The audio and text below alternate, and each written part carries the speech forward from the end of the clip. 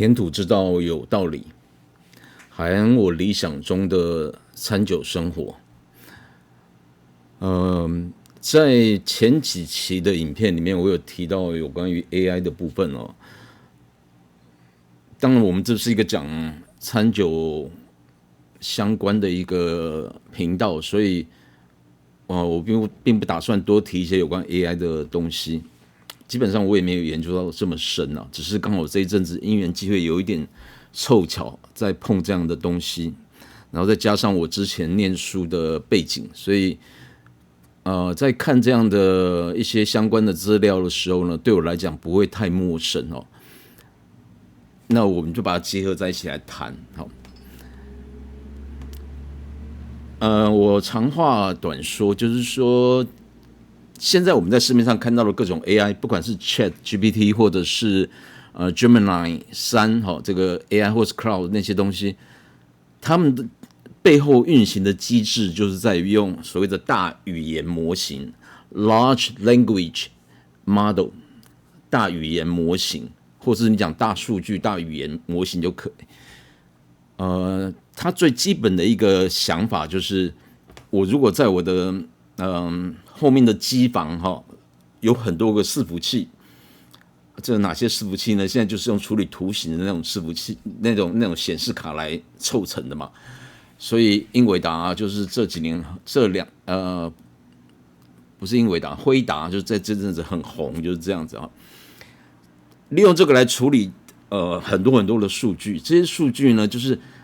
研究这个公司或者是研究人员不断的把它输入到这些后面这个机台的资料库里面。那资料库里面你要储存的资料一定要什么？一定要有所谓的这个记忆体嘛，对不对？不管是硬碟或者是我们讲 RAM 这些东西都不管，反正你要有一个记忆体的东西。那这样子的东西，再加上你要灌资料在里面去储存了很多之后，再利用这些显示卡，透过一些所谓的类神涌入去做判断哈。简单讲就是说，你可以把它想象成我们在面对 ChatGPT 或者是 Gemini 的时候呢，我们就好像面对着一个大概比如说12岁的小朋友，12岁的一个学生然后他负责管理一个很大很大的一个图书馆，所以你问他什么东西呢？他的责任就是按照你的那个小朋友，他不懂什么东西他就只是会一些基本的运算，但是你刚才讲的事情呢，我要找什么什么什么东西，他就会去图书馆里面去找相关的资料。那找出来的东西呢，可能会有拼凑式的，可能这边有一本这边有一个什么东西，就是在谈到你要问的主题。他就把它找出来一叠，然后再经过一些基本的判断之后呢，他就把这些东西生成的一个内容丢给你，所以我们叫做生成式的 AI 嘛，生成成功的成他的意思就是这样，所以一定是要从后面拿资料过来，怎么去找到资料，怎么把资料进行拼凑，然后借由每一次的，你可以讲训练，就是说你刚才讲这个对或不对。然后他慢慢去做修正，这个修正的过程就是他也用到很多有用到一些数学理论目前为止做到 AI 就像这样的，所以你有时候会觉得他的资讯传达出来的资讯笨笨的，或者是说他找到了可能是，注意我刚刚有提到他是图书馆后面的资讯，所以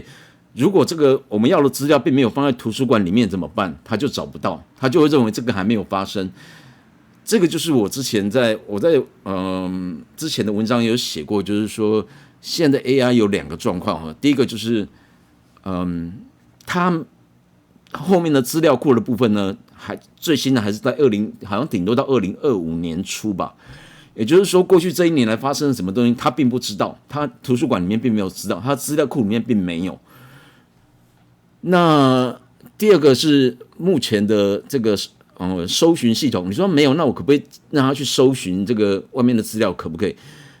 理论上是可以的，但是目前为止，我们用到这几个 AI 都没有开放这样的功能。你可以强迫他去做，但是他有时候搜寻到会很片段，所以简单讲就是说，如果你要拿它来解决以前的问题，或者你要生成一份报告，那种报告是比较整合性的报告的话，可以。比如说我们要写一个写一个 PowerPoint， 或者是要写一个有关什么什么的研究，你可能可以找到一些，就是有点像以前我们在写论文要做 survey 一样，要去找到很多资料出来，然后做比对。但是你如果要他去看新的一点东西的时候，他就没办法做到。这个是目前为止 AI 的一个很大的讲毛病也不对，因为我个人觉得这一点应该不是很困难，只是为什么这些公司没有开放这个权限出来，没有让这个 AI 有这样的功能？也许还有他们别的这种的尝试吧，这我不晓得。但是目前为止，你千万不要完全相信 AI 给你的数字、数据或是内容，因为它可能会编转出来，它会按照你的问的语气 prompt 问的语气，然后去产生你会想要，你以为是对你来讲是正确的内容，这一点很不应该啊，就是很狗腿就对了。但是产生这样的内容，如果你要做的是很精细的东西的话，就会很容易产生失误、错误或失误，然后你自己还不晓得，所以现在不能完全靠 AI 来做事情，不行。除非你要做的事情，就是你自己本身就很了解，然后你可以看出一点对或错，然后请他去做整合，这是可以的。另外还有一点就是说 ，AI 目前的 AI 缺乏 LLM 模型底下 AI 缺乏所谓的逻辑推理，或是我们所谓叫符号推理的能力。什么是符号推理呢？其实讲的简单一点，就是什么大于小于啊，或者是 if then 啊，就是那种如果怎么样就怎么样，若 A 则若 P 则 Q 啊，这种逻辑性的东西。如果你是曾经有在写程式的，你就知道说我们在写那个程式语言的时候，它都有一套逻辑性。这就是中间是不是有很多符号，也是有很多。那符号各位不用想太复杂哈，大于小于那个也是符号，然后等于那个也是符号，各种数学符号它都是符号啊。但是你把它这边化为一个程式的一个判断的一个程式码，它就是所谓的有一个逻辑的运算在里面。目前为止的这个 LLM 的模型在逻辑推理这一块呢，符号运算这一块呢，基本上是很弱的，或者讲根本没有。因为它着重是后面大数据，就是大语言模型后面这个资料所带给你的这些快速检索，然后去做合并的东西。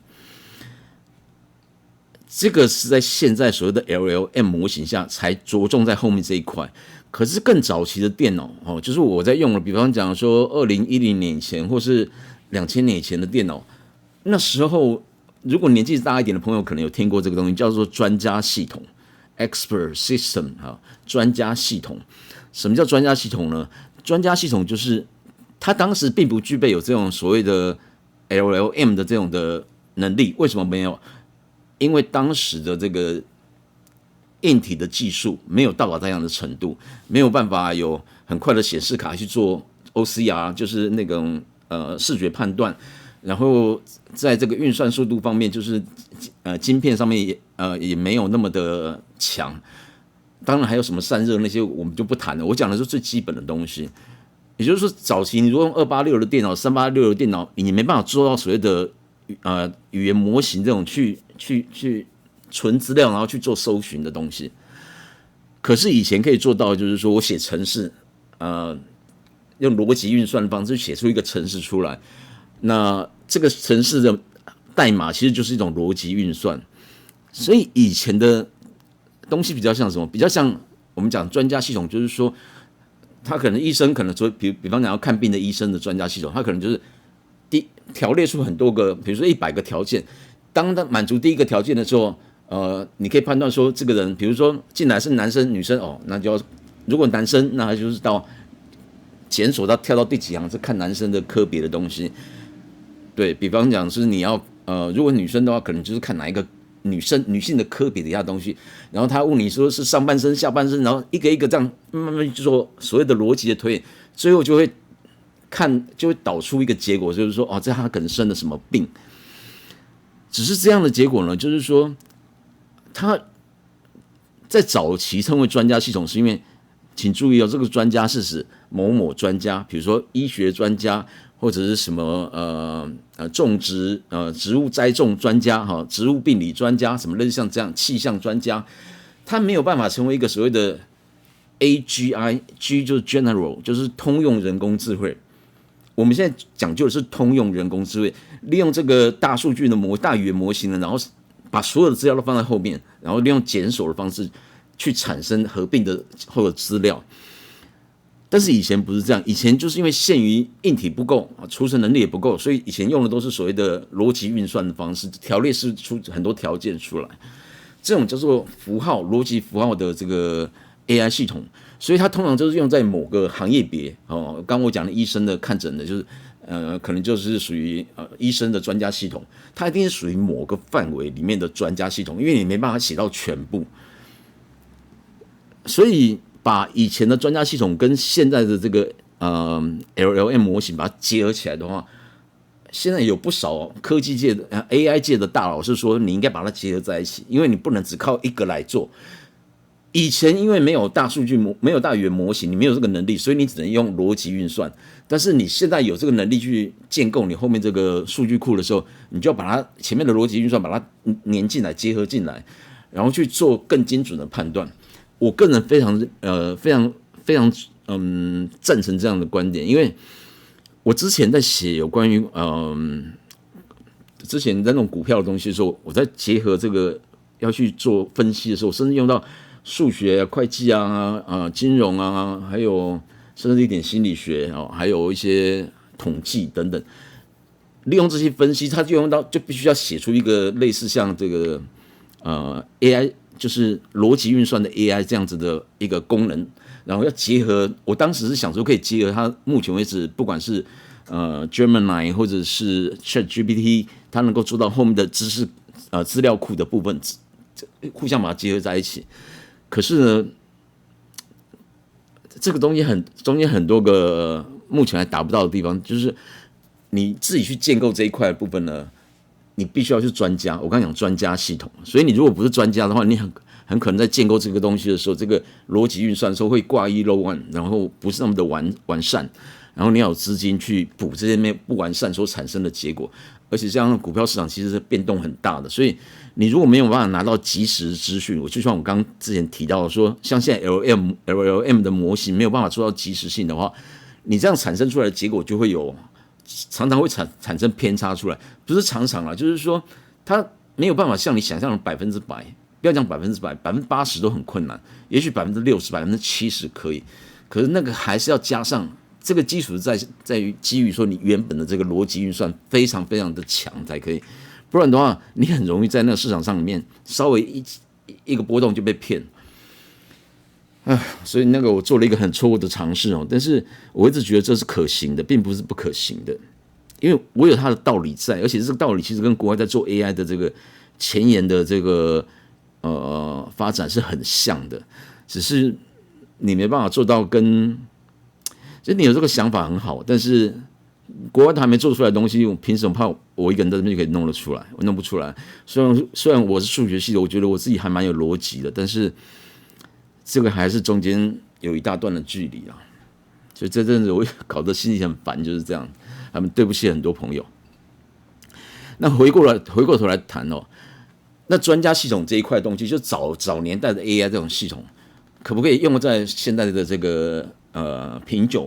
尝酒写评论上面？可以你只要想想看如果我一样建造一个品酒的系统，就是比如说先看说这个酒拿过来的时候，先看它是红酒还是白酒，然后再过来看它的年份，再过来看它的葡萄产地，它就一直 if them 这样一直下来，然后慢慢它就会逼近到一个小的范围，你就会知道它可能是波尔多的几年的左岸的哪一个酒厂它所生产用什么葡萄然后去查，这个时候它还可以去查到前几年的资料，所以 LLM 把它结合进来的时候，它就可以自动去抓以前的酒瓶的记录。但是你如果找到的是品酒的记录不管是 Parker 或者是 Wine Spectator， 但是你要记住，就是说这些酒瓶记录的人，他的评论在什么时候，在注意这些有关饮食方面的评论的时候，你一定要注意到他的时间，因为他的时间呢，如果你的酒即便是同一个年份，但是在不同的时间品尝的话，比如说他品尝的是在统编试饮，或是出酒厂之后2年的试饮的酒。跟你现在你可能差了20年，喝到了酒的味道会不会一样？不会一样。这时候你可能还要回馈到你的专家系统去查说，你查到这些酒瓶，如果跟你现在的这个日期呢差多久的话，它可能哪些会增加，哪些会减少。所以说很重要的是专家系统这一块。如果你这时候只是调后面的这些大语言模型底下的这些旧的酒瓶资料呢，你看起来就会失去准确性。它如果把这个做个拼拼凑凑的组合起来的话，虽然是生成出来的一个酒的评论，它可能也某种风格，比如说 Parker 的风格，或者是某个 Jancis Robinson 的那种风格，但是他那种风格在那时候写的酒瓶的当下，他可能是认为是真的，但是你自己在现在喝到过那么久之后的这个，即便是同一个年份了，过了这么久之后，你再喝，那可能味道就是不一样了。最明显就比如说你的单宁可能就不会那么的强，对不对？那你至于说我刚刚提到有关于这个专家系统，比如品酒这个部分，一直是用逻辑推理，那都是在还没有喝之前，你那可能比较像是预测的结果。但是有没有办法透过这种专家系统呢，再配合这种 LLM 的模型结合在一起，然后我能够产生的是类似实际喝的结果？其实我觉得应该也是做得到。为什么？因为人在喝这个适饮这个酒的时候，不管是专家或者是一般人，你的感受不外乎就是分析你品尝到的这种口感，就是触觉，还有所谓的味觉，甚至嗅觉，就是这三个东西而已。其实嗅觉就是你闻起来很香啊，或者这不管是前面的香气，或者是已经落到喉咙底下涌上出来这种后面的香气啊，或者是我们所谓的原来的果味啊，或者是发酵之后产生的 aroma 香气啊，或者是统成之后一段时间之后的那种所谓的 bouquet 的那种陈年的香气味道，那个都可以借由，比如说你有强烈的那个气味分子的侦测的那种侦测器，你可以做什么光谱气象的那种去分析的功能查出它有哪些个那个可能芳香酯类的东西，就是香气的物质，然后去判断出它可能综合起来会什么样的味道。那另外触觉的部分，你也可以去量说，触觉就是最明显就是什么？最明显除了 body 之外，就是还有那种单宁嘛，因为单宁会跟口水，单宁酸会跟口水里面的蛋白质结合。如果单宁酸很多的话，它会跟口中的某些蛋白质结合，然后就沉淀下去。这样的结果就造成你的那个口水就变得润滑的效果就变差了，就是你舌头跟酒体的接触面会变得比较有摩擦，比较干涩，比较摩擦，然后你会觉得这个东西就是台湾话叫做涩涩的感觉，就是不太顺，不太滑顺，这是触觉哦。然后另外就是味觉嘛，酸甜苦鲜咸嘛，就是你直接去感受你这个味蕾分子分布的，然后你会去感受到这个刚刚讲味道的这种的不同的接触产生反应，然后传到你的大脑里面去。这些东西是不是都可以用所谓的仪器或侦测器来做这样的一个量化的呈现，然后去做分析，再送到后面的资料库去做分析？可以，其实是可以的。所以我一直觉得说，机器人在品酒其实是可行的，但是好可行呢，跟它能不能写出一个比较完整的东西呢？但中间好像还有点差距。不过 LLM 这种的模型呢，当它导入越来越多的酒瓶资料的时候呢，也许这个就可以慢慢去拉近了。所以品酒师这份工作还有投入吗？当然我讲这只是一个玩笑话了，就是说我的重点在于说，现在 AI 出来的改变呢，其实不能把它当成只是昙花一现，或者是认为说你现在接触到，因为它还没有很完善，就认为它很弱，不是。它现在在做的刚好跟就是20几年前做的那种所谓专家系统的那种 AI 呢，有逻辑方面的这种符号的训练的 AI 呢，刚好是不一样的。所以早前的那些技术跟现在的 LLM 再加上现在的硬体结合在一起，我个人认为是很有机会可以变成一个未来的趋势，而且它可能可以解决很多问题。你如果是要品酒的话，你就把它加上一个，就是我跟你讲各种分子的检测器嘛，分析仪嘛。那如果你是比如说医生要看的话，你可能这时候你还可以加上那个 OCR 那种直接用光学用照片来判断这些东西呢，再加上后面的资料库的搜寻呢，我觉得就可以很大的增加它的正确性。再加上如果有开放出即时搜寻的功能的话，就不会产生所谓的垃圾进、垃圾出 （garbage in、garbage out） 的这种状况。所以以后会不会到这个年代，就是说今天我拿出一瓶酒出来，我说，这个酒给这个 AI 它的镜头再看一下，然后所有的资讯给他，他就会跟你讲说这个酒目前适不适合喝。好，在他没有实际做这个喝的状况，就是去分析的状况底下，他可能可以 roughly 就是很粗糙的给你一些，比方讲他有可能会计算出一个单宁酸会衰减的速度，然后去判断说这个酒是不是已经比较不会那么的涩了，或者是说他会判断说这个酒里面哪些物质跟哪些食物的结合会比较好。这个东西其实我相信可以做到某一定的准确性，在不开瓶之前。那开瓶之后，如果还要进去分析，可能滴一滴在它的那个试管里面，或是那个检测器的那个这个仪器上面的时候，它可能就会生成更多的数据出来。那这样真的所谓的人为的那种判断因素，或人为的喜好的判断因素就会消失掉了。这个未来一定可以做，为什么？因为如果说专家系统的医生的这样方面东西，未来都可能会有一点类似这样来替代掉的话，用这样子的新一代的 AI 来替代掉的话，品酒没有什么原因不行啊，因为品酒食物不会造成生命上的一个比较不会造成生命上的一个这个闪失嘛，对不对？只要写的越完善，我相信它就会越可以发挥它的功能啊。当然，我在谈这一点的时候，清酒跟葡萄酒以专家系统来讲，要分两个不同的领域来写。然后，如果是啤酒或者是蒸馏酒的部分的话，又不一样了，因为跟原料酿造、蒸馏等等都有关系。好吧，这样简单的解释一下有关专家系统还有LLM 模型的结合，所谓的符号、逻辑运算符号跟大数据系统。硬体的部分我就不讲了，因为这个部分我想跟我们这边比较没有关系哦。但是我还是把它拉回来，扯到一些说，未来 AI 可以在品酒上面怎么样去运用哦。各位有兴趣可以看一看，去找一下这方面的资料，然后千万不要太相信目前为止的 AI， 不要太相信哈。刚刚前面开头都已经讲过了。好天土之道有道理，还有我理想中的餐酒，这边讲的应该是未来吧。